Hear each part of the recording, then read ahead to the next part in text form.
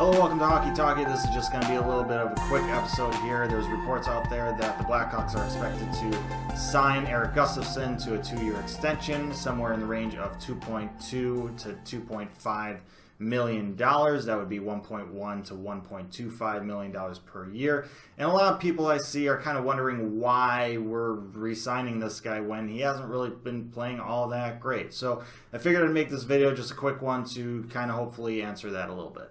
First off, let's just dive a little bit right into his stats to see what he's all about. You can see that he's played 2 seasons up in the NHL with the Blackhawks. He's accumulated 19 points in 60 games for us, 1 point in 5 playoff games. Obviously, nothing to write home about here, but he has had NHL experience, and that kind of counts a little bit for something.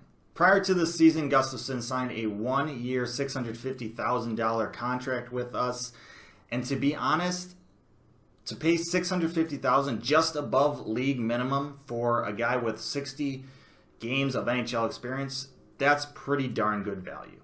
So obviously his salary is going to go up for his next contract. And if you look at it, for a guy who's probably going to be a number 6 or number 7 defenseman for us, $1 to $1.2 million for that role isn't really that bad. It might be a little on the higher end, but it's still pretty fair value.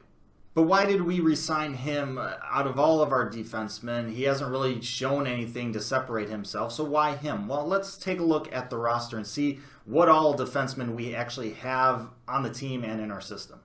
As you can see, Gustafsson is the only defenseman on the Blackhawks that is a restricted free agent to be, so it made sense to take this time and opportunity to extend an offer to him, and it looks like it's something that's going to be agreed upon between both parties. And it made sense to do a 2-year thing so that his next contract renewal isn't coming up the same year as, say, Dahlstrom or Forsling or Norrell or Osterley for that matter. So it kind of staggers it out. That's important.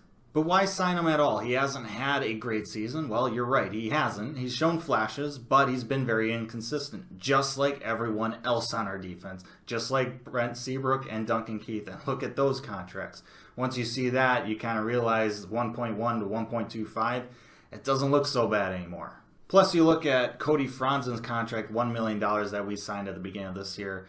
He's probably not going to be back, and honestly, this is just basically replacing that cap hit with someone 5 years younger. So in the end, in terms of a cap hit, I wouldn't worry about it. It's basically a non-story. It's a 2-year deal, just over $1 million. If we absolutely need to, we could unload it.